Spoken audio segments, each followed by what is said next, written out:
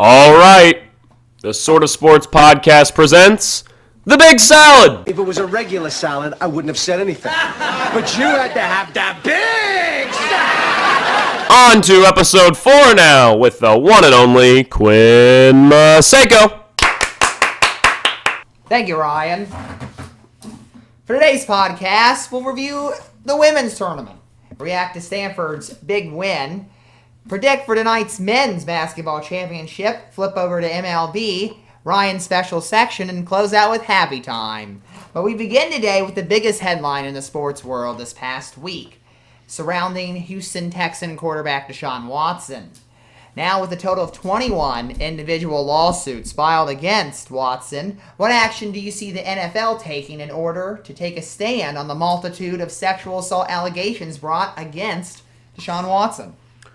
Well, Quinn, I think that the NFL probably should take some action. I think that's the right morally thing to do from a company perspective. But the thing that scares me is that it's the NFL and they have a very keep quiet, don't talk about it type mantra to them. So there's a part of me that's scared they're just going to kind of brush it under the rug. And if he gets taken out of the NFL legally from, law enforcement, then he's out. But I don't think they're going to take any action. I think they're just going to go innocent until proven guilty, which I think morally is not the right choice. I think you need to look into this when you're them. He's one of your top athletes. For those of you who know I wanted him on the Panthers, I do not anymore, obviously. And I think that's what they probably should do, is they should take an action, but to be honest, I don't have enough faith in them to. Well, what this reminds me of, and it's about the same time in their careers as well, is when Ben Roethlisberger had the rape allegations and came out and investigated, and he was punished for those by the NFL. He was suspended for 6 games, appealed for 4-game suspension, and I see this, that was only 1, and now we're up to 21, which is comparatively, it's exponentially different. Yeah. Because 1's different than 21, no matter what. If it's just 1, you should be able to listen to 1 and give faith in believing 1 woman, but now with 21 women, it seems like disaster for Deshaun Watson. And what's interesting, I've seen this, I'm sure everybody's kind of seen this unfold the last 3-4 weeks.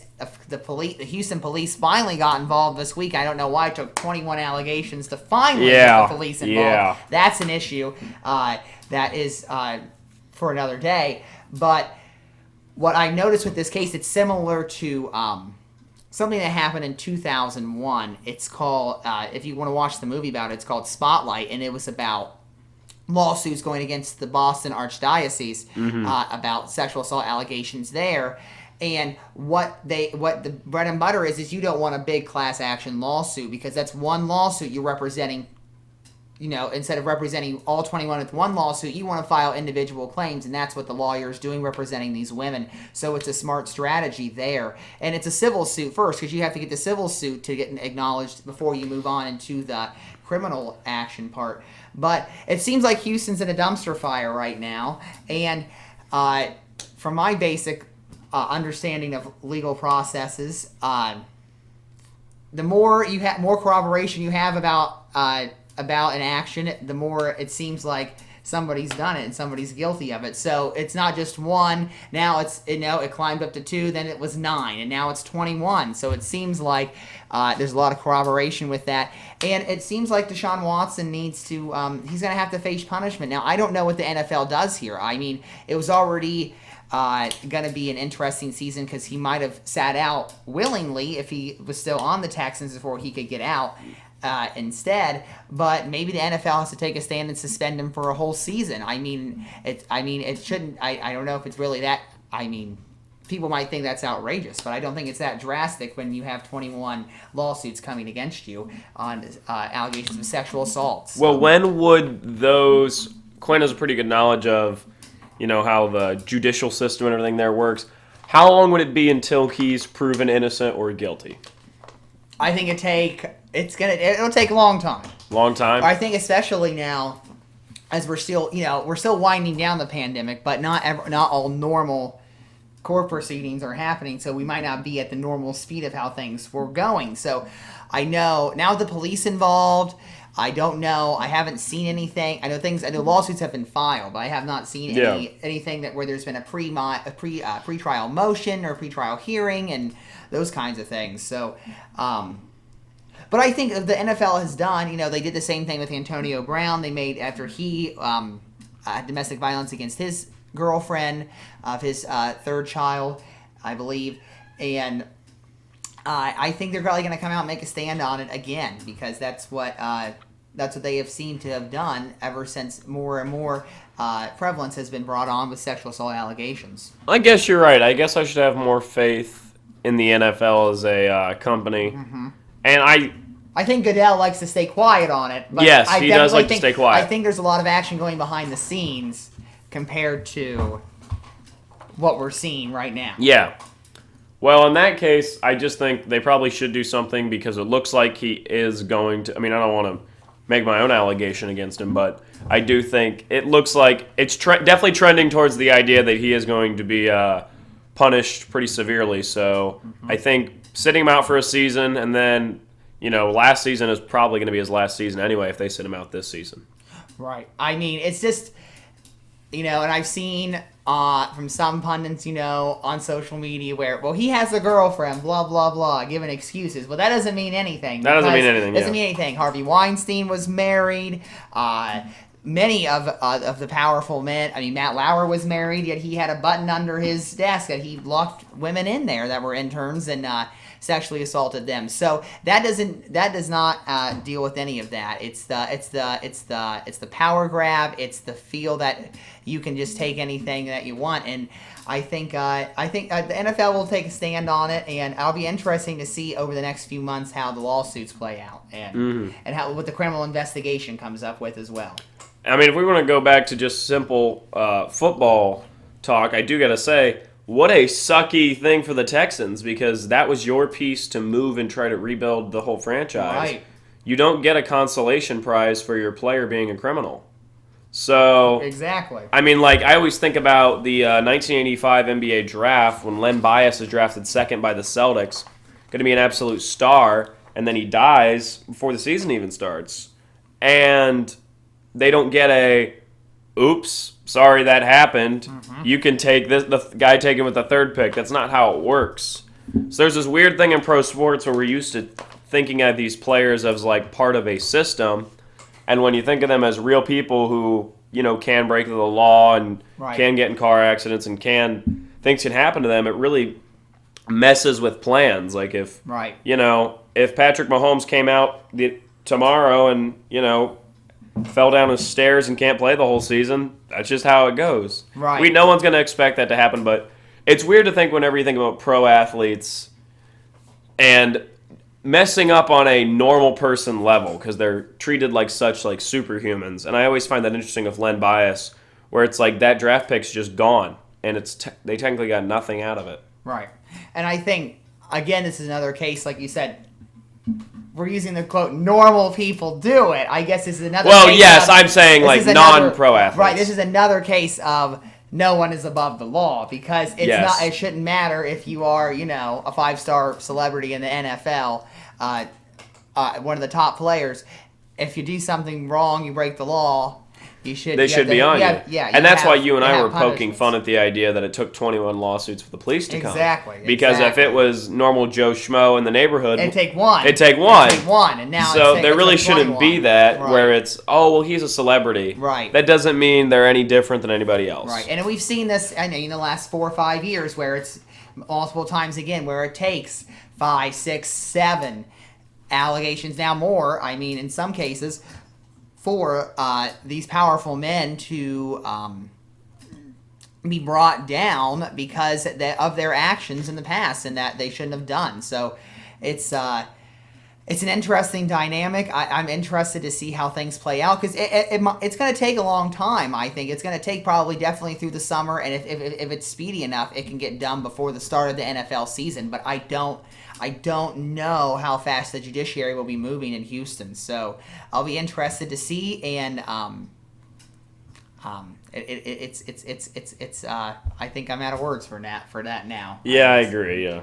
So we're going to move on. We're going to flip to another subject about women, and that's the women's tournaments. And last night, Stanford Cardinal, they won their third national championship, all under Tara Vanderveer, and they beat the Arizona Wildcats 54-53. So, Ryan, what's your reaction to the Stanford Cardinal winning that championship? Well, I was thinking about this when I watched that UCLA Gonzaga game, which we're going to talk about in a little bit, where there's a lot of guys that talk about on the radio and on ESPN, regardless, about March Madness usually isn't won by the best team. It's usually won by third, fourth, second best team that got hot at the right time. And I do think Stanford's, and this is not trying to diminish Stanford's win, but I'm saying Duke in 2015, when they beat Wisconsin for the national title, the best team in tournament that year was Kentucky with Karl Anthony Towns and Devin Booker and that team. They were an undefeated team. They got beat by Wisconsin. That was the best team in the tournament. Wisconsin stepped up, and then Duke stepped up and beat Wisconsin. Like, that's how it felt with Stanford, where it's like they stepped up to another level, whereas UConn, I think, is the best team in the tournament.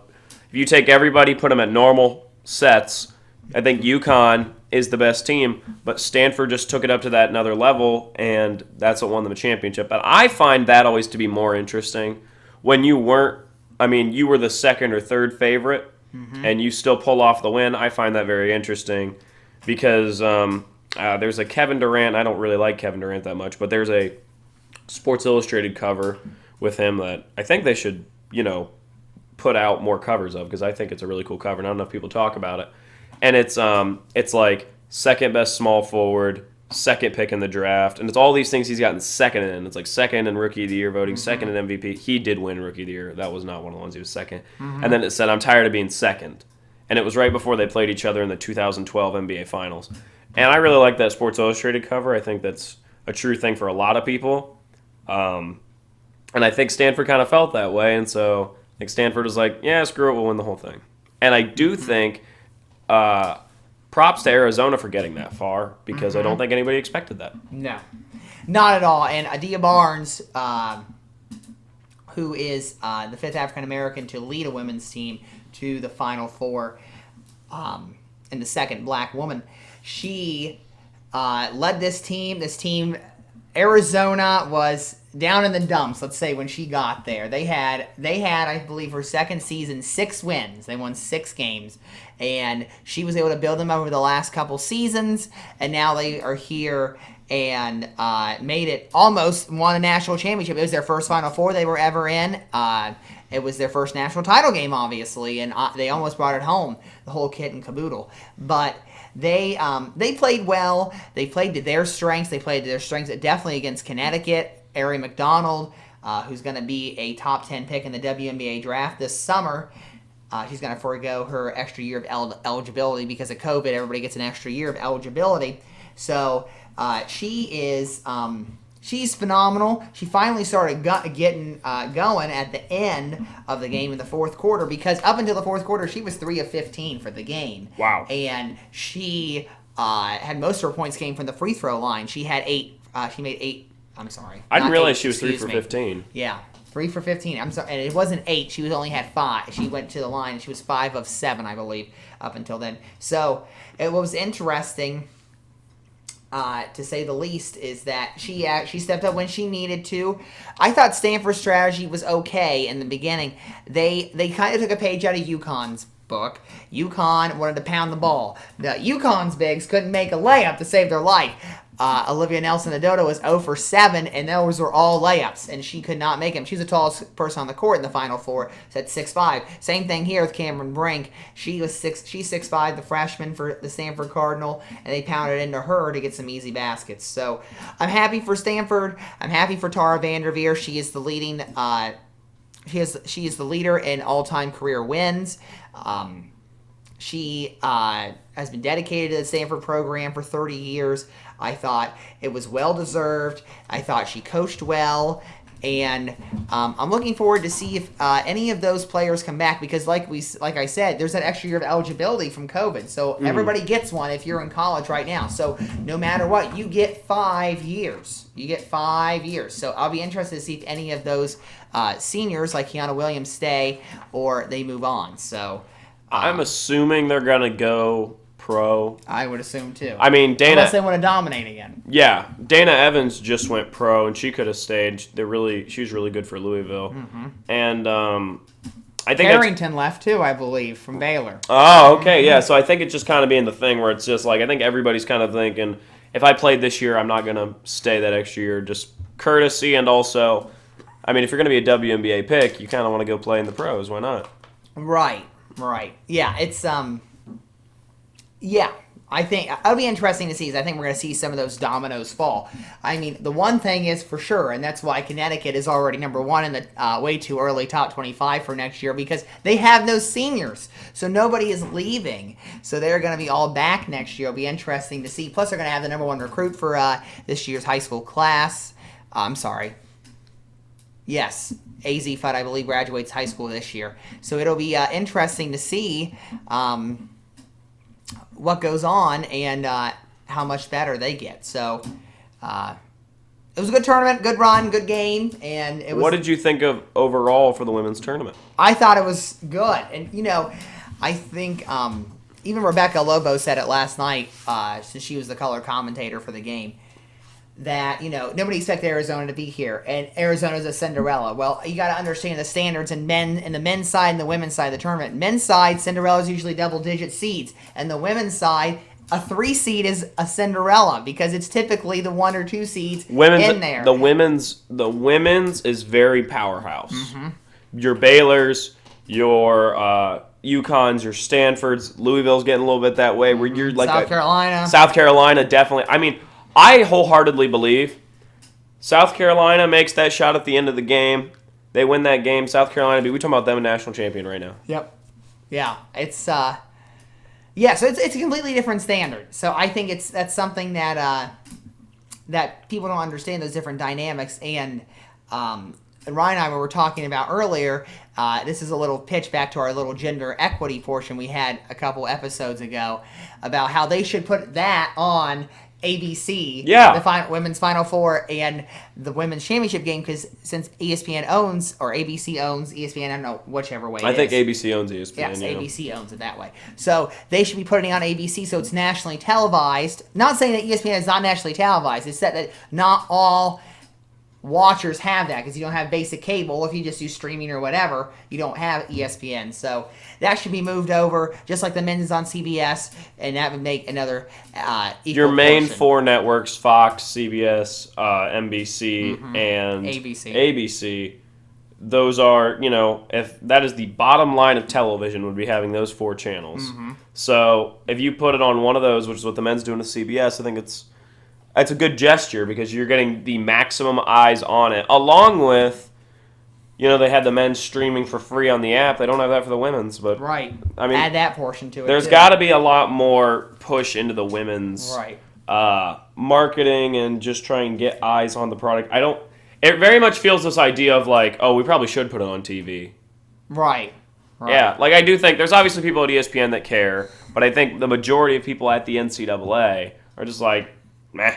Yeah. And that really shouldn't be that way. Yep, and the director, again, was talking about their review they're going to have with an independent investigator come in and make some equity pushes there, gender equity pushes, so that's going to be good. But we're going to move on, and we're going to actually backtrack a little bit to last Monday in the Elite Eight for the women's tournament, since we did not get to talk about that. And hopefully coming up on your screen now. Back to Carrington.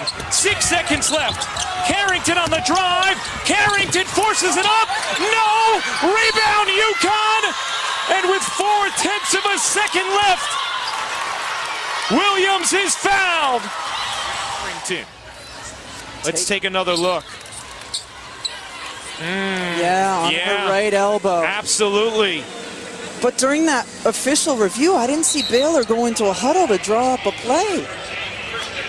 There absolutely could have been a foul called against Edwards.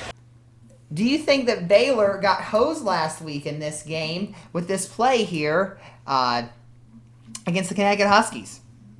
I think it's an incredibly tough call, and I don't want to sound like every time they bring on Gene Sadoltre or whatever you say it. Gene Sarator? Sarator. But he's not on there on ESPN. He's not on the ESPN one. No, he's the CBS guy. I don't know there's nobody on ESPN for basketball. I don't know who the guy is, but I always think every time they bring him on, or really whoever they bring on the review officials, it's always, well, it's the right call, or they'll say, that's one of the hardest calls in the game, guys.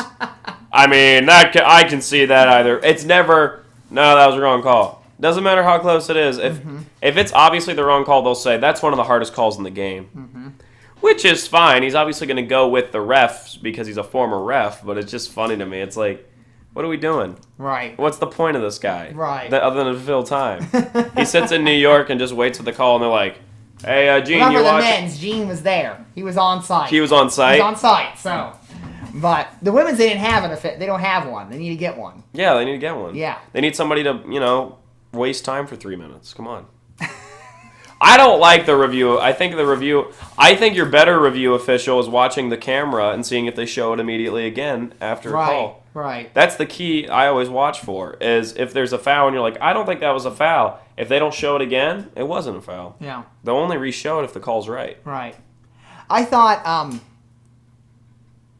with what they do today in sports and replays, and when it was live, with the camera side is the side with the center official, they could have had probably a little bit better angle on that. But if you're looking at it live, I'm not calling a foul on it. Now, when they slow it down and show the replay, it does look like a foul because the arms are angled probably at a 30-degree angle instead of being straight up. But I thought that Carrington went into both defenders. I believe it was both Aaliyah Edwards and Olivia Nelson-Adota for the Huskies. And they went in together. I didn't think if the offense, obviously, if Carrington would have initiated it, I wouldn't have called it anyway because the offense is initiating the contact. Exactly. But if the defense would have initiated it first, I thought it was simultaneous. So that's where I'm coming from. I agree. And I'm a basketball official, and that's just how I would view it as a call, and I probably would have had to move on. But, it can be controversial, it can be not, so. Yeah, I agree. I mean, if they called it one way, I think we'd still be talking about it. I don't think there's a way you win that argument, regardless of what you call. I do think I prefer the no call, I think, but if we're sitting here and they get the foul call, I think we're still talking about it, but really no complaints from me is what I'm saying. I don't think there's really a way you win that. Right, and I don't know if you really say that call, that single call, changes the outcome of that game because Baylor let UConn go on a 19-0 run to end that game. I mean, not to end the complete game, but from the about 2 minutes left in the third quarter all the way to about 6 minutes left in the fourth quarter, about a 6-minute run, 19-0 for UConn. So if Baylor has to point anything out, they shouldn't have given up those 19 straight points without scoring. So, I agree with that too. So, but speaking about the Connecticut Huskies again, do you think Gino and the Huskies underperformed their usual standards? I mean, their usual standards are national titles, so I'd have to say yes. I think they're always built for a championship, and until something big changes, it felt like the tournament was going to be NC State, UConn. Wasn't that the possible? I think that was a possible. No, it wasn't possible. That was because they're on the same side. Yeah, they're on the same side. But it would have been possible Final Four. That would have been Final Four. I felt like those were your two best teams, and Stanford was third. I do think that Baylor game was a big, tough game for them, and the fact that it was such a close game, I think, made it like, oh, maybe UConn's not the team we thought they were. Maybe they're not on that crazy level that they were like some years of Brianna Stewart, where it was just donezo, game over. Right. It was and over. They won 4 straight championships with Brianna Stewart. Yeah, so. And I think Beckers might end up going down as their greatest all-around player they've ever had, but she might only have 2 championships. Yeah, which is disappointing. Disappointing. And to Gino, but and I mean, and what Paige. other program And can Paige. say, we only got 2 championships in the last 4 years? Because like Nobody. as good as like North Carolina and North Carolina and Duke are for men's, they're not on that level. So No, they're not. I agree. They definitely underperformed. They had an article about this 2 or 3 years ago about Gino and how I think it was. I want to say it was 3 years ago because after they lost their second. Because what Gino's record is, and this is what's astounding, he's been to 21 Final Fours. Okay. Yeah. He's 11-10 in the Final Four. Mm-hmm. If he wins in the Final Four, he wins the championship. He's never lost a championship game. He's 11-0 in the championship. So just to make that clear for everybody. That's interesting. That's It's interesting. an interesting statistic, to say the that's least. very interesting. But ESPN had a very good article about it and how the Connecticut community felt. And, and how Gino usually gets depressed because they don't win the championship. So I think it's back to the drawing board. I mean, he's got a great program. Like I said, they're bringing everybody back, so they should be able to. And they're adding the number one recruit. Exactly, they're going to add a number one recruit. So, and I think another X factor I think that hurt them in the Final Four game was that Nika Mule, another very talented freshman, she suffered an ankle injury early on in the tournament. She missed 3 games. She suffered that ankle injury in the first round, and she missed the second round Sweet 16 and the Elite 8. She came back. She didn't score at all. Her contributions were iffy. They are on the defensive side. So I think that was a major factor in determining what would go on because she's a key piece to their attack. But now we're going to move on, and we're going to talk about tonight's big. In this past weekend for the Final Four, the men's tournament. So for this, we're going to play What's the Word today? Sweet. Since we played toss-up last week. All right, and to begin, Jalen Suggs' last-second shot against the UCLA Bruins in overtime of their Final Four game was blank. Momentous. There's some games where you feel like you're watching. Everybody always wants to be a part of history. Everybody always wants to say, well, I watched that live with so-and-so, and I have that with a couple moments in sports, one of those being I can remember where I was Super Bowl 51 with the Brady comeback. I was in the same place when I watched the 2016 NBA Finals with a Cavs won, and that place is my basement by the sports bar, so it's really not an amazing thing. I was just saying. I do remember where I was, but I do think that game had that written all over it. It felt like a movie the whole game where it was just back and forth and back and forth. And there was obvious bad guys. I think with UCLA was kind of the bad guys where they had their one really good Johnny Juzang where they are obviously a Cinderella team, but it's UCLA, one of the most successful men's basketball programs. And I think a lot of people, including myself, like I was, a part of me was like, it'd be fun to see them be the one to beat Gonzaga. But another part of me is like, I don't really want UCLA to lose to Baylor. They could have won. They could have beat Baylor, actually. To be honest, I think that was the national championship. I do think Gonzaga winning that makes them national champions, and I think UCLA beating Gonzaga would have made them national champions because if UCLA is good enough to beat Gonzaga, I think they're good enough to beat Baylor. So I think UCLA, it's a weird game where it feels like UCLA the whole night was just, I don't want to say getting lucky because that people always say that. But I'm saying it felt like they just couldn't miss, whereas Gonzaga really had to work to score, and I found that very interesting. It wasn't like Gonzaga they played a good game. It wasn't like all their shots were falling. But it definitely felt like him hitting that shot felt like something you're going to see on March Madness forever. Got that Chris Jenkins 2016 shot is number 1 greatest, but this is going to be up there with some of the greatest March Madness buzzer beaters. Might be 2 or 3. I mean, after Leitner.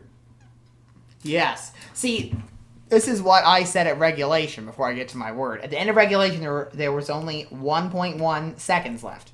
Okay? And I said, they don't have enough time for a Leitner. Yeah. Now here, in overtime, they had plenty of time for a Leitner because they had 3.3. And I believe when Leitner made that shot, he had a little over 2 seconds. Yep. And it was a long pass strictly to him at the free throw line. And this time, they had a better strategy to get Suggs some momentum going towards the basket. Yep. So. And I'm saying, just to wrap my point up, it was funny when he shot it. I was standing in my living room. Everyone in my living room stood up, and I yelled, "Oh my gosh, he made it!" And then it banks in because it looked beautiful as soon as it left his hand. I think the entire nation was like, "Holy crap!" Yes. I heard some people said, "Imagine," and then it went in, and a lot of people said something while it was in the air, and I was one of them. I said, "Oh my gosh, he made it." And I like the call the best kiss of Jalen Suggs' life. I think that's pretty funny. Yes. Hopefully we're going to have that play in up here on the screen for you now so you can watch it. Juzang, again with the ball in his hands, in the paint, floater, short, got it back, ties it with 3. Gonzaga has time to do something. Suggs for the win. Oh, yes! Oh, yes! Unbelievable! Unbelievable! The perfect season remains on go. Are you? Oh, my God. There is. There are onions, Jim, and then there are nature. My word for this is exacerbating because it just, I mean, utterly just chopped UCLA off at the knees with all their momentum that they had. They had a chance. This is so.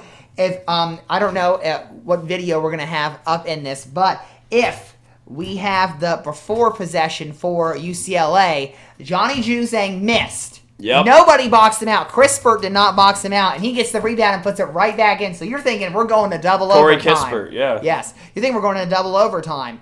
And next thing you know, Suggs makes that shot. And it's great. If you listen to that play, listen to the commentary, okay? Grant Hill's just loud. So you just, that's kind of background noise. But you can hear Jim Nance going, "Oh, yes.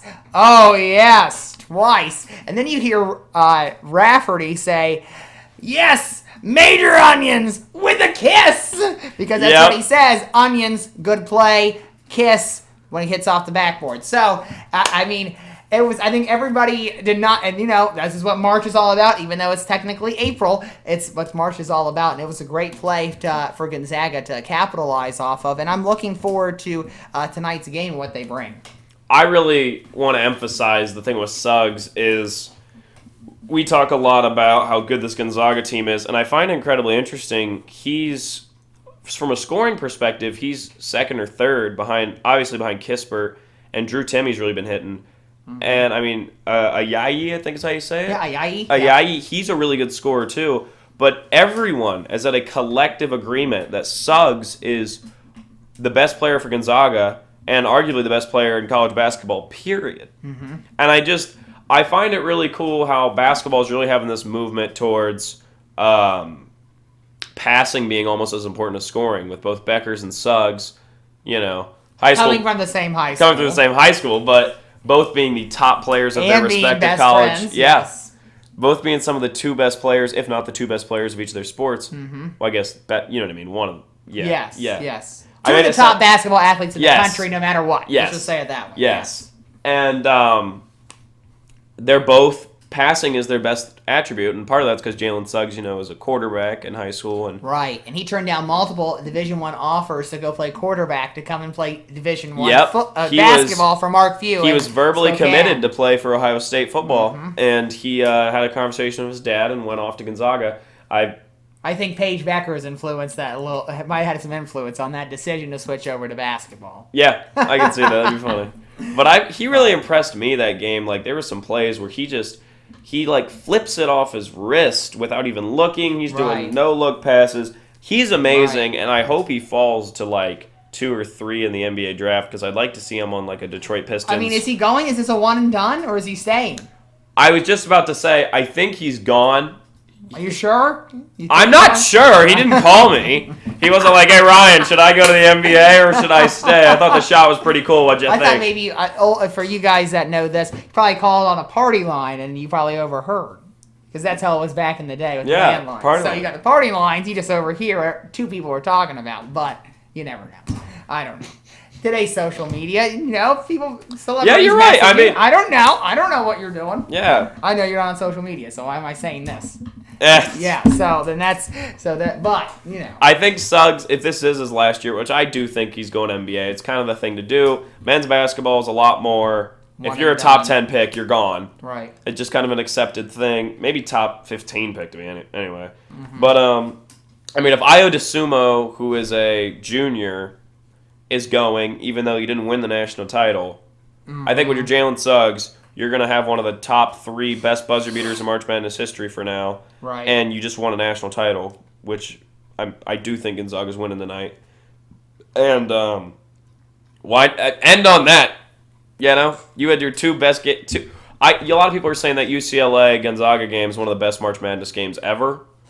I wasn't alive to watch UNLV versus Duke, so I really can't compare. But I'm saying I do think it's, based off of what I've heard and what I saw, I do believe it's one of the best. Yes. So I thought it was a really good game. And you and I talked before about how we thought Gonzaga wasn't the team, but they really proved, I think, both of us wrong by stepping up and getting into that other gear. Right. And I really want to think about that play with Corey Kispert where he just got on the fast break and flat out dunked it over 2 guys. That was awesome. Yes, that was good. I don't know how there was not a foul called on that either. Should have been blown. Oh, yeah, it was.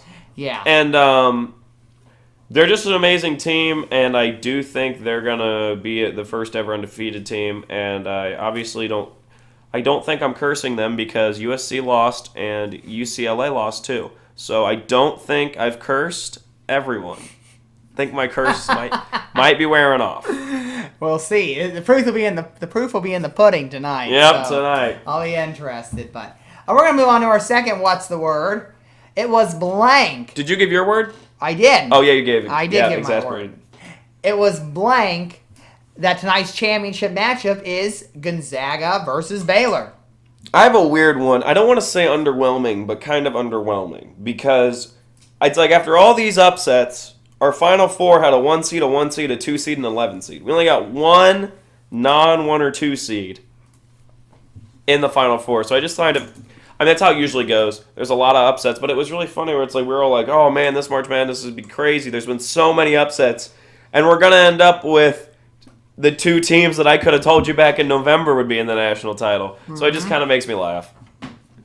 Yeah, my word is it was expected. Yeah. Expected, because this is what it was supposed to be the whole season. 1-2 in the AP poll the whole year. It's Gonzaga, Baylor, and this is what it's going to be. It's going to be the Zags versus the Bears. And I think I don't think we're going to be disappointed by tonight's matchup. I think it's going to be good. Baylor has very good guard play. They have a good 6-man. I think they are able to create shots wherever they are on the floor. They utterly destroyed Houston, who is a very solid defensive team. So I think it'll be interesting to see. It's going to be high. It's going to be high octane, high pace. It's going to be played very fast because I know Gonzaga likes to play fast. I think Baylor's going to keep up with their pace as well. I'm going to be interested to see what the game plans are for both Mark Few and Scott Drew. Gonzaga just plays beautiful basketball. Like, from a person who watches a lot of basketball, they are... I mean, I like watching them more than most NBA teams. And I'm not one of those guys who are like, oh, NBA, I don't like NBA basketball. No, I like NBA basketball. But I really like watching the way they play. They play a really cool, whoever's open, he gets the ball. And when Jalen Suggs does his, I'm going for a layup, no, I'm lying, and then passes it at the last moment. Right. And then his teammates are even like, well, one time they weren't, it made me laugh. He was like, oh, crap. But, yeah, they're right. They usually are ready for it. And there was one play Corey Kispert wasn't ready for that little pass, and he fumbled at that time. And I just really like watching them play. They got a lot of fun guys. They kind of do remind me to a point of those 90s Christian Laettner teams where I do think Kispert has some Laettner in him. Mm-hmm. I think if we're back in the 90s, Kispert's getting a lot more praise than Suggs. Mm-hmm. And well, that's still in the era of, I'm going to call it big ball because we're bigger lineups. Now today it's evolved more to having smaller lineups and more guard play. So small ball. I think you have to. Small ball is it's taking a hold of. I'm saying this team I do think could play in a lot of eras through Kispert and Timmy, and I think Suggs and Ayayi could also change to that style. And Ayayi, was keeping the Zags afloat. If he was not scoring, he had I believe, 13 out of the first 23 points Yeah. for the Zags. And if he was not scoring at that clip, they wouldn't have won that game. And that's always the mark of a good tournament team, right. is having guys who just step up. Yeah, and I will say this about UCLA while we're moving on. I forgot to mention this, but you think Kentucky regrets letting Johnny Juzang enter the transfer portal now? Because he was there at Kentucky. And Kentucky, maybe they could have gotten the tournament with Johnny Juzang, but they didn't want him, so he goes on to UCLA and he makes the Final Four. So, anyway, going to move on to our last What's the Word. A Mark Few win in tonight's championship game would be blank for his career. Reaffirming. He's got a really good resume, and this would make him in conversation for greatest single seasons ever, and including tournament.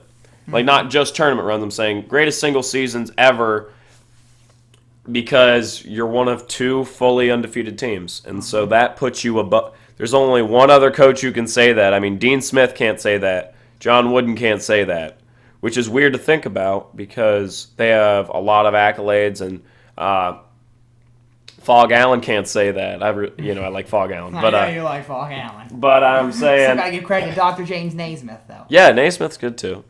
And He started I'm still that upset program. about the Kansas loss. I'm still upset. Get over it. Bill Self just signed a lifetime contract, so you're gonna be okay at the Jayhawks. Rock Chalk Jayhawks. Out of teams that are consistently like top teams that aren't Big Ten teams, I do think Gonzaga and Kansas are 2 of the ones I like seeing. I'm not. agree. I mean, I'm okay with Duke because I think they have exciting players, but I would rather see a Kansas win than a Duke win. So. But back to what I was saying, Mark Few. That makes you one of the most talked about coaches ever. You're going to be all over ESPN the rest of your life, and this really writes you into history. And a loss makes you one of those little graphics that comes up of undefeated teams that lose. So Right. no pressure, but this is a big old deal. And what you got to think about this, and this season actually, is still an anomaly as well. But if we look at the past, we look at like Indiana. We'll take Indiana State, the Sycamores, for example. Yes. Okay. When the NCAA tournament was going on, then it was 32. Now it's 68. So you got to think it's a longer tournament now for these teams to sustain this momentum. It's 3 weekends instead of 2. It's those are a little difference. Obviously, this year they were probably more rested than usual because the regular season was cut down to only 26 compared to the usual 33. So I think it's going to be. They're rested to go. For Mark Few, my word is capitalizing, because this would capitalize his career. He reminds me, even though Tom Izzo has had more success in the postseason tournaments, but he reminds me of Tom Izzo because he very consistent. That he's made the same amount of NCAA tournaments as Tom as well. Maybe one behind him. Yes, one behind him, or 2 behind him. So 21 straight. He has gotten the national notoriety now to get some of those top-line recruits in order to build his program even more. Made it to his first Final Four in 2017. He lost the championship there to North Carolina. Yeah. Roy Williams' last championship. I was upset about that one. I wanted Gonzaga so bad. And then this year now they got a chance to do it all undefeated. So I think it's going to be it'll be capitalizing for his career. It puts him in the record books if they're all the way undefeated. And I'll be interested to see what his game plan is tonight. But speaking of tonight, all right, Ryan, what's your prediction, team and score for tonight? Well, I will say I'll be cheering Bulldogs, and I got to go Bulldogs by 8. Bulldogs by 8. I love Gonzaga, but I'm just gonna be different for this time. I'm gonna take Baylor. Oh no, he's doing it. No, Mark Few's going to be a graphic. I'm gonna take Baylor by 3. I'll take the Bears by 3 over the Bulldogs. Stop. So I'll be. If we're looking at the jersey battle, I think Zaga's got him beat. I like Zaga's jerseys. You don't like the neon? Well, I guess I haven't seen the neon green this year. Yeah, I haven't seen the neon green either. So they've I like script jerseys though, so I will say if they wore like a script jersey, I'd be on it. But I don't even know what a script jersey is. Where it's like a fancy like cursive, like Iowa's. Okay, that's what you mean. Okay, isn't that what the Zags have? No, Zags isn't script. It's like a double lines. Okay. I like Michigan State's script with the state. Yes, My that's favorite, beautiful. that's Magic Johnson. Actually, Magic Johnson. my favorite jersey from this season is Illinois script jerseys. I love Illinois. Okay. Plus they got the I and the 2 L's, so the cursive Oh, I it's and the 2 beautiful. L's go right And into on it. Coburn, it's massive, so it pops. And I miss Illinois. I Plus wanted them off so the bad. orange. I wanted.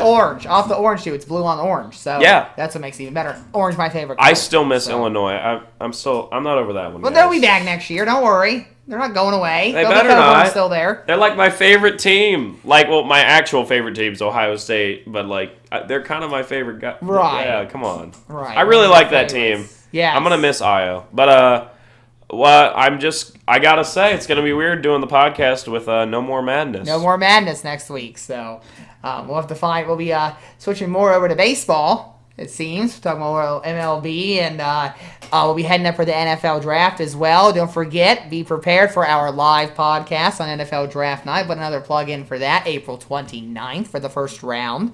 And hopefully you'll tune in, listen to our commentary as the draft goes on. So we're going to move on and briefly touch on MLB as it was just opening day and opening weekend for the major leagues. And Ryan, what team caught your eye this weekend or on opening day?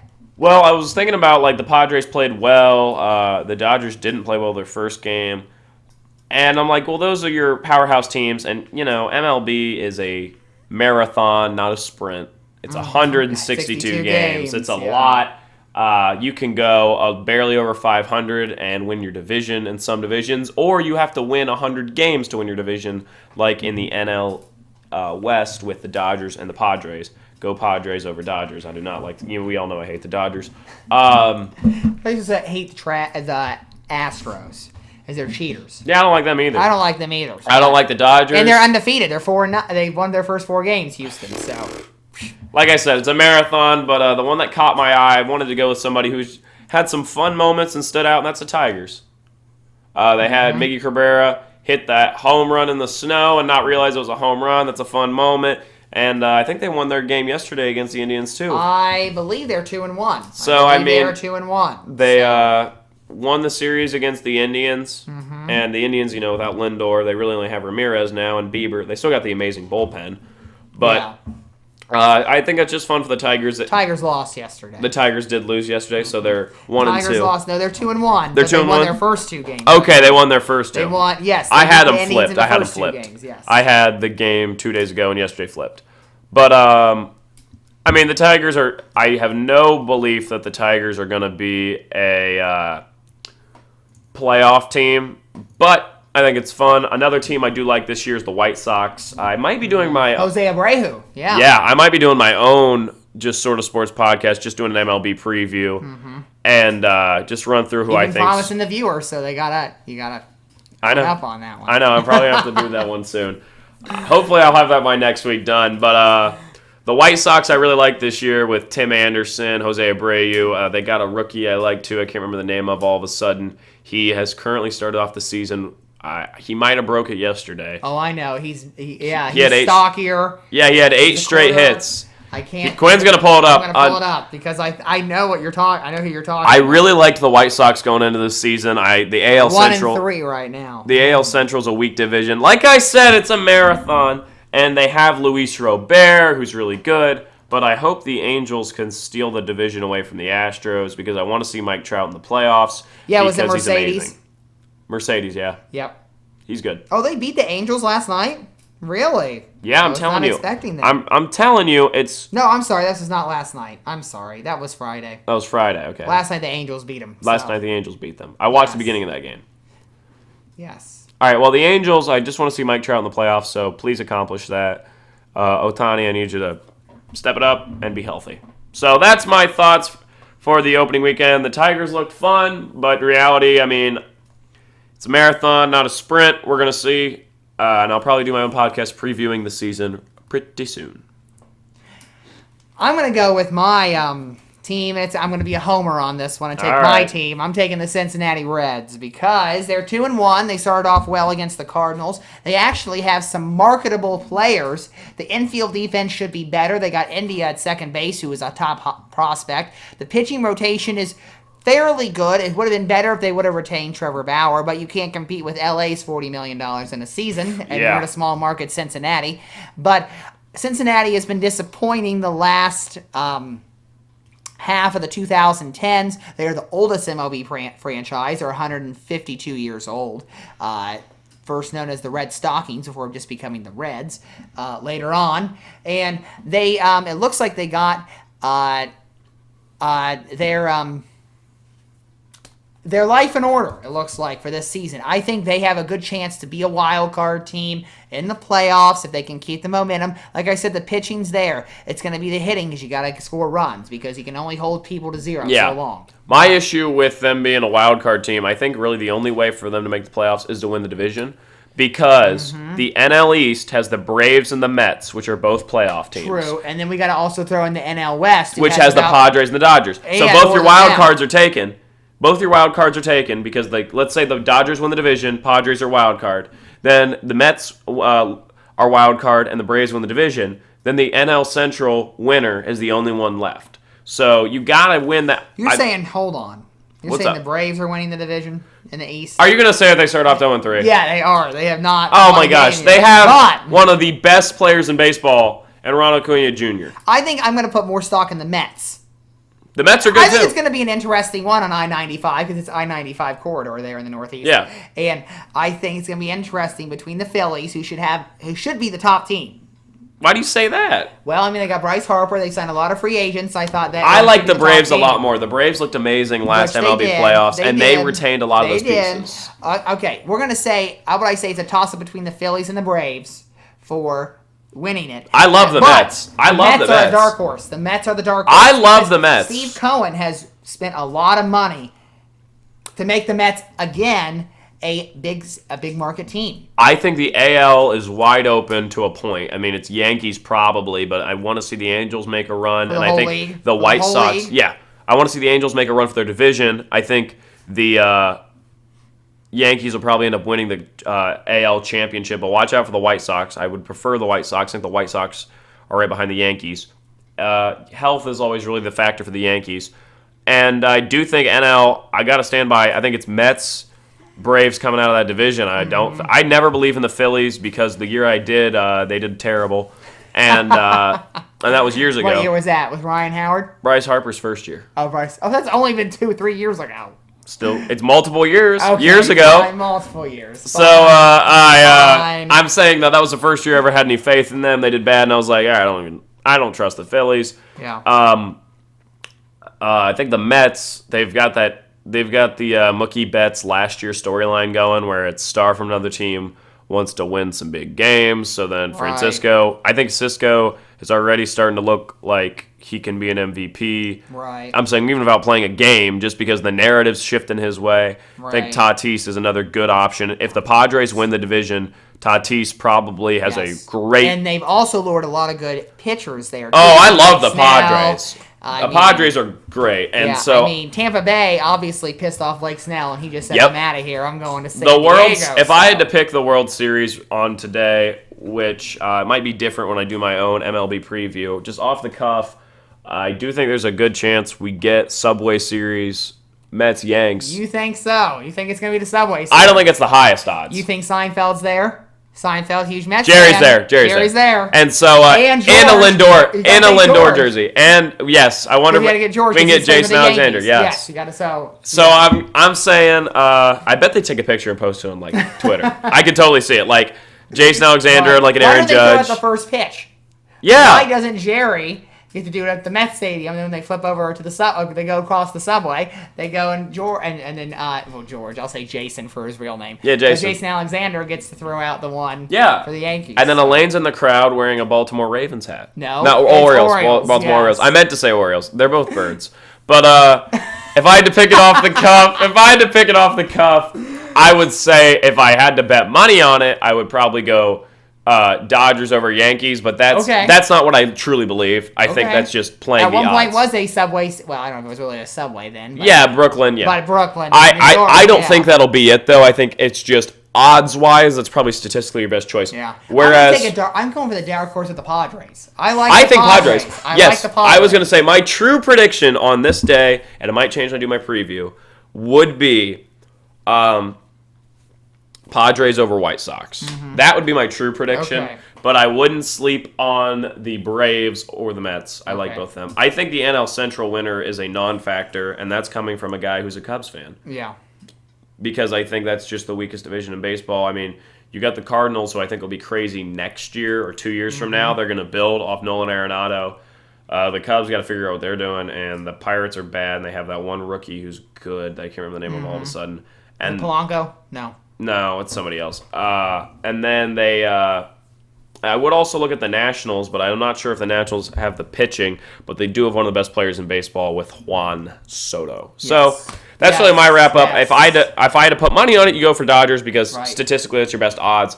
But I do truly believe if you asked me, put a gun to my head, said, who do you think's win the World Series? I would say Padres. Right. I think they got all the pieces, and I think they have the most exciting player in baseball. Right. So I would love to see the Mets. I would love it. And you put a plug in for Detroit, so I'm going to plug in for here because I forgot we're going to have to talk about hockey as the NHL playoffs will be, the Stanley Cup playoffs will be gearing up. But the Red Wings beat the Lightning yesterday 5-1. So, really? Yes, put a plug in for Detroit because I'm a Red Wings fan and so is Ryan. Nice. So we got a plug in for that. But now it's time for Ryan's special section, which is a surprise today. So I'll be interested to see what happens. All right, give me one moment. I'm going to go grab my phone for my special segment. All right. And then after the special section, we will have Happy Time to close us out. All right. Now, I didn't want to tell Quinn what I was doing. I texted him. I said, hey, I have a special segment. And because if I did tell you, you'd be able to do a bit of research. So, since I can't do research now with my phone beside me, but... Well, yeah, I'm saying I can watch you and tell you now. All right. So, I am a big... pro wrestling fan. I watch a lot of pro wrestling. And WrestleMania 37 is this week. Okay. Last year, they shifted to a 2-night system. So you have WrestleMania Night 1 Saturday, WrestleMania Night 2. This Saturday? Yeah. Okay. If you have Peacock, you could... Peacock? I don't have Peacock, but maybe... You don't have Peacock. Well, if you get Peacock, you could pop in, you can get on the free trial, watch some WrestleMania matches. So I thought it'd be fun to have a segment. Superhero or pro wrestler. Now... Many superheroes. Wait, listen. Many superheroes. You think I don't know my superheroes? Well, here's the trick. Many superheroes have aliases, like Peter Parker for Spider-Man and Bruce Wayne for Batman. I don't like Spider-Man, but okay. Spider-Man's my favorite. No. Batman. I'm Batman. Well, for example, I'm going to give you a name. We'll go with a wrestler you would know. John Cena. Yeah, you would say that's a wrestler. You'd say that's a wrestler. Whereas if I gave you Bruce Wayne, you would say that's a superhero.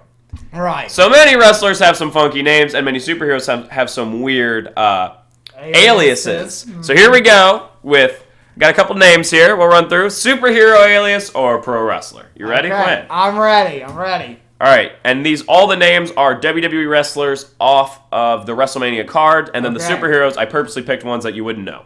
That I wouldn't know? Yeah, I want to make sure you didn't know. Okay. So it's a truly guessing. Okay. Here we go. Starting off, Daniel Bryan. I'm going to go with superhero. No, incorrect. That is he is fighting for the WWE Championship in a triple threat. Okay, triple threat. All right.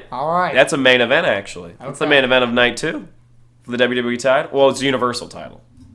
There's two main titles. There's 2 main titles? Yeah, there's the Universal, which is the blueberry belt, 'cause it's blue, and then there's the WWE title, which is black and gold. Okay. All right, so then we're going to go down. Next name, Roman Reigns. Roman Reigns? Gosh. I want to say superhero, but it's a wrestler.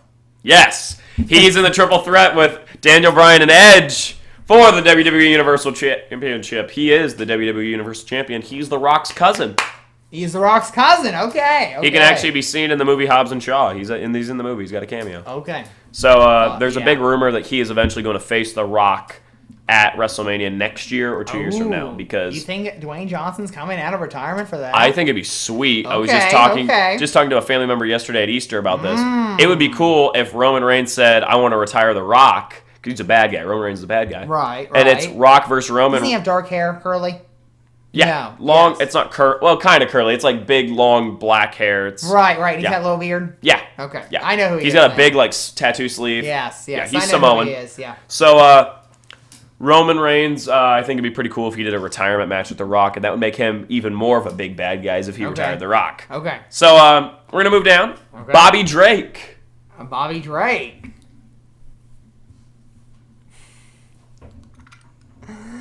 A lot harder than you thought it would be. I'm gonna go with wrestler. Superhero. It's Iceman from the X-Men. Oh, Iceman. Whatever. Moving down to Apollo Crews. Oh, that's a superhero. Nope. That he is fighting Big E for the Intercontinental title on Okay. WrestleMania. He is a African American wrestler, and his gimmick right now is that he has he's from Nigerian descent, and that's kind of like his thing. He wears like a Nigerian flag. Okay. And he's used to be kind of boring, and now they've finally given him something interesting to do. And so I'm really happy that they've given Apollo Crews something interesting, because he's a really good in-ring wrestler. He just didn't have a lot of character, and so now they finally found something by making him this Nigerian guy. So I think it's really cool. Okay. So we're gonna move down It's to culture. Yeah. Joe Dredd. Joe Dredd. That's a superhero. Yep, that's Judge Dredd's alias, which I I don't don't think even know who Judge Dredd is. it was so. a smaller comic book that got a movie of Carl Urban. So Okay. I picked that one because I was like, well, I mean, it's kind of an obvious superhero, but it could also be a wrestler. I mean, there's a wrestler named Braun Strowman. I think Joe Dredd could hang out with him. All right, moving down to Kevin Owens. That's definitely a wrestler. Yep. He'll be fighting Sami Zayn on the WrestleMania card. So Okay. he's a really good wrestler. He's a good wrestler. Bobby Lashley. I think that's a wrestler too. Yep, he is currently WWE champion. Really? Yes. Is he trying to win his what's his deal? So he is defending the title defending his title, against yeah. Drew McIntyre, who, Okay. so basically, there's this thing in WWE called Money in the Bank, where a guy can win the briefcase in a ladder match, which means you climb the ladder and you pull the briefcase down. And that briefcase can be cashed in at any time to anytime a WWE or Universal Champion is in the ring. So, for example, The Miz won the briefcase, cashed in on Drew McIntyre, and, Drew McIntyre, I think it was after a match, so he was worn out, and so he cashed in, took the belt, and then Bobby Lashley was like, hey, Miz, how about you defend your title, and then just beat the tar out of the Miz. Which I thought, from a booking perspective, because we all know pro wrestling's like played out, Right. it was really dumb. They should have planned ahead and had Lashley win the Money in the Bank briefcase. Right. But they didn't do that. They didn't plan ahead that well. Okay. So they kind of wasted the Miz, which made me upset because I like the Miz. But that's Lashley's whole gig. He's a real MMA guy. He's a big African American man, and I hope they have him retain over Drew with some shenanigans, like interference, because he's really good. And I think they put the title on him just to have Drew beat him. And now they're like, oh crap, he's doing really well. We should, figure out a way for him to make Drew look strong without winning. So I think a shenanigans from one of my favorite wrestlers, Keith Lee, who's another big African American man who's very good at wrestling. Yeah. And I think there should be an interference there, make Keith Lee turn into a bad guy, so then Drew can go off and do something else while Bobby Lashley holds the title and faces Brock Lesnar, because they're two MMA guys who also do pro wrestling. So that's Bobby Lashley. Okay. Last one, Last one. James Howlett. That's a superhero. That's Wolverine. So, Hugh Jackman. yes. Yes, Hugh Jackman, who's more famous for musicals than he is Wolverine, in my opinion. But Yeah, that's true. so. That's well. Wait a minute. I agree with you without thinking. I wasn't thinking. Definitely not. Definitely not. Why To not? some people, Why not? you went. What's the argument? You went 4 of 8.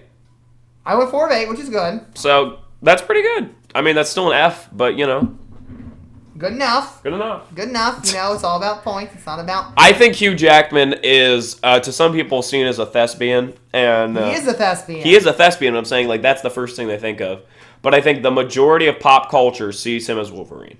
Well, we're just gonna look at his little thingy here.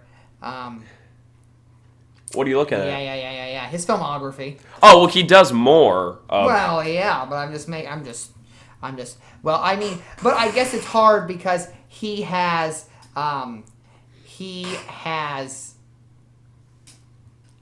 mean, people recognize him from The Greatest Showman. Yes. P.T. Barnum. So, Yeah. I mean, he evolved from Les Miserables because he was fantastic as Jean Valjean, and now he moved on and did another musical. I mean, I think people... But that's where he started. So. You can say people see Russell Crowe as, the guy...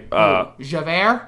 Yeah. No. He's not very good in that. He's awful. But I'm saying you could say people see him as that because he's in that movie. That's a big movie. True. But most people, I think, still think him as Gladiator. Right. Well, yeah, I Like, hope so. you usually... He can't sing. He can't sing at all. You usually have your culturally defining role. Right. And I think while Jackman's had some big parts, I do think Right. everyone associates him with Wolverine because that's his biggest role. And he Right. made that role. He did. I mean, In Christian 2000. Bale has made a lot of amazing films. And I think a lot of made Batman a lot in of people, 2000. a lot of people still Now associate we're him with gonna see Batman. Robert Pattinson do it. I think Pattinson's I'm gonna be Robert great. Pattinson. We're gonna have to talk about that when that movie comes out. Yes. Excuse me. Next year. So, all right. Happy time, people. Happy 85th birthday, John Madden. John Madden, who became the coach of the Oakland Raiders in 1969, he was the youngest coach in the NFL at the time at age 32. Overall, he went 112, 39, and 7. He went and won Super Bowl 11, smashing between the Steelers Super Bowls of the 70s by leading quarterback Kenny Stabler and company. He reached and lost 5 AFC Championship games before winning Super Bowl 11, and he lost many of those to the Pittsburgh Steelers and the Miami Dolphins as well. He retired from coaching the NFL at the end of the 1978 season after suffering from an ulcer and burnout from the NFL profession. But later on, he became a color commentator, as many future NFL fans know him, and he worked for all 4 major networks, first beginning at CBS, moving on to Fox, ABC, and closing at NBC. He was first partnered with Pat Summerall at CBS, and then later on at Fox after CBS lost its rights to televise NFL games in the media deal in 1994. He ended his career partnered with legendary Al Michaels at ABC, and then ABC lost their rights to NFL games, and they moved over to NBC for Sunday Night Football, and he called Super Bowl 43, which is memorable to me, as that's when the Steelers won their last Super Bowl for his last game. So I remember that game. What a way to go out. Yes, what a way to go out. It was a very good Super Bowl that year. John Madden then had a brief acting career with some cameos in the films Christine, which is a Stephen King novel, very good, about a possessed car. If you haven't watched it, look it up and see it. And then Little Giants as well, again, about a football team. Obviously, it's a typecast there for him. Madden was also known for his fear of flying, which led him to take the bus to all his games he called later on after he retired. And he became a sponsor for Greyhound buses. They continued to make buses exclusively for him, and he rode across the country to his games. Ryan? Well, I mean, I think a lot of people nowadays, his name will live on forever through, and some people might see this as sad, but I think it's kind of an interesting thing, is through the Madden video game series. Mm-hmm. I mean, your biggest NFL video game series by far, and the only sports game that really comes close in popularity is NBA 2K games. Has his name on it. No one else can really say that. Yep. Like Tiger Woods, I think, is getting his own game yet soon, but it's not on the level of that. Mm-hmm. And I think a lot of his name will live on, and little kids going, wait a minute, why is it called that? And then they check it, and he's a legendary personality. He was obviously a successful enough coach to become a Super Bowl champion. Mm-hmm. And really, you hear a lot of nice stories about him. He was a good guy and a really genuine and fun personality. And I think it's really cool that his name will live on through especially the video game series. Yes. He sold his likeness and rights to that. Again, happy 85th birthday, John Madden, this Saturday coming up. Happy anniversary this Thursday to Henry Aaron, known as Hank Aaron, Hammerin' Hank, in 1974, hit his 715th home run off of LA Dodgers pitcher Al Downing. And he broke Babe Ruth's record while playing for the Atlanta Braves there this Thursday in 1974. Hammerin' Hank, as he was known, obviously hammered the ball hard. He had the career, he had the career home run record until Barry Bonds passed him later on. But it still seems to be that Hank Aaron is the true career leader in home runs hit. I mean, he's one of the greatest ever. You talk about greatest MLB players of all time. It's like him, Ruth, Mays. If you want to talk about Bonds, there's a spot for Bonds. It's just a real tough issue with Bonds. Pete Rose. Lou Gehrig. Gehrig, yeah. And he's one of the best hitters, period, and he could crank it. Yeah, one of the best power hitters that the Yeah. game's ever seen. Yeah, he's an amazing player, and I mean, I'm just happy he did it over the Dodgers. Those guys are jerks. And Hank Aaron was a big civil rights icon as he played from the early 50s to the late 70s. So he was and this was Vin Scully called this game for the Dodgers, obviously, because he's still there. And he was amazed of this sight because of that stadium was filled, and it was in the Deep South, clapping for a black man at that time in the 70s was something that has not been seen yet. So definitely a big record to commemorate, especially since Hank Aaron passed away just a few months ago. And a celebratory happy trails to Roy Williams. Roy Williams retired after 33 years of coaching collegiate men's basketball. He began as an assistant coach under legendary Dean Smith for 10 years at North Carolina from 1978 to 1988. And then he became the head coach of the Kansas program in 1988 and later took over the North Carolina program in 2003. He won over 400 games at each university and appeared in 6 NCAA championship games, along with being only one of the 6 coaches that have won at least 3 NCAA championships. He finished 4th on the all-time wins list, just passing Bobby Knight in his second-to-last game in his career with 903 wins. Ryan, how will you remember Roy Williams' career? Well, Roy Williams is one of the definitely top 10. Some people put him top 5. I'd say probably about top 10. Best coaches ever. A heck of a way to follow up Dean Smith, which is an impossible thing really to follow up. Right. And he's had some great teams. The Tyler Hansbrough teams I think about, they were really great teams. I rooted against him a lot, but he was a great coach to root against. He was very fun personality, very good coach, and I do think it's interesting, where does North Carolina go from here? I do think it'd be funny. They're not going to do it. But how funny would it be if they got somebody like a Leitner or like a Duke grad to be the North Carolina coach? It's not going to happen. Not going to happen, the Tobacco Road rivalry, but no, I just think it'd be funny. I can see them going for a younger look. I think it's going to be interesting. I think they should call in Michael Jordan because Michael Jordan. My only issue with MJ. He's not going to coach, but I mean calling him as a reference to see how the program needs to go on. Yeah. But I thought about MJ in like some capacity. Obviously, he's not going to coach because he's got the Charlotte Hornets ownership to worry about. Right. Which there's a lot to worry about right now. It's going pretty well. It is. I'm trying to think. They're probably going to go with a grad. I feel like they're going to go with a graduate. I don't think they're going to pull some random coach up. Right. I feel like they're going to get I'm trying to think who. I mean, Grant Hill is a Duke guy, so he's not going there, and he just got named the director of Team USA anyway, so he's busy. So I'm trying to think who it would be. Maybe you mentioned Greg Anthony. I did mention Greg Anthony because he went there. So I don't know. I'm sure they'll have them. I'm sure they know. Yeah, I'm sure the media will have some front runners too. So for this job, but usually the media puts out guys and then they say no and they go for somebody else. So. Exactly, it's all speculation. Remember with the NFL coaches where it was like, oh yeah, it's going to be Eric Bieniemy and this guy and this guy and this guy, and then it never happened. None of them. And this happened before actually.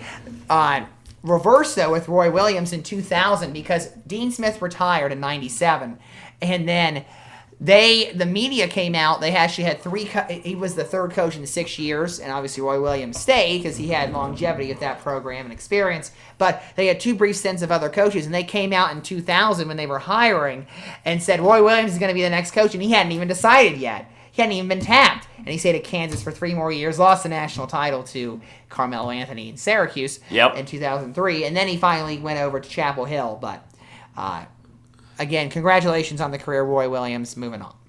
So, thank you for listening to episode 4 of the Sort of Sports Big Salad podcast. Be sure to tune in next Monday as we bring in another special section involving one of our favorite TV shows. Thank you, and good night. This is Quinn Maseko speaking for the Big Salad Podcast, a Ryan Klinger production. Please note that portions of this podcast were edited before the final cut was produced. The sections of What's the Word and Happy Time are copied from the ESPN show Pardon the Interruption, and there was no intention to infringe on that copyright of these segments and their related music. Stay tuned for our next podcast next Monday here on the Sort of Sports Podcast YouTube channel.